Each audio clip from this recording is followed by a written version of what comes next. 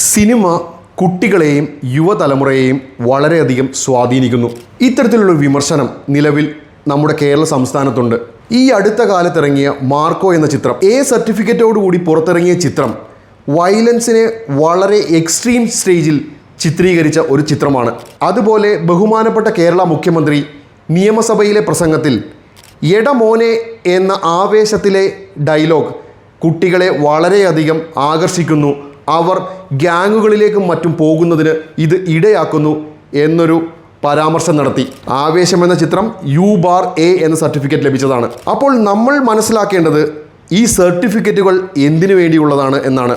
Film certification, A certificate, U certificate, U/A certificate, S certificate എന്നീ 4 സർട്ടിഫിക്കേഷനുകളാണ് പുറത്തിറങ്ങുന്നത്. U certificate എന്നാൽ universal certification എന്നാണ്. 4 വയസ്സ് പ്രായമുള്ള കുട്ടികൾക്ക് മുതൽ ആ സിനിമ കാണാം. A സർട്ടിഫിക്കറ്റ് എന്നാൽ അഡൾട്ട്സ് ഒള്ളി, 18 വയസ്സാണ് മാനദണ്ഡം. 18 വയസ്സിന് താഴെയുള്ള ഒരു വ്യക്തിക്ക് അത് കാണാൻ കഴിയില്ല. U/A എന്ന സർട്ടിഫിക്കേഷൻ 12 വയസ്സിൽ താഴെയുള്ള കുട്ടികൾ കാണുകയാണെങ്കിൽ പാരൻ്റൽ ഗൈഡ് ലൈൻസോടുകൂടി മാത്രമേ കാണാവൂ എന്നാണ് റൂൾസിൽ പറയുന്നത്.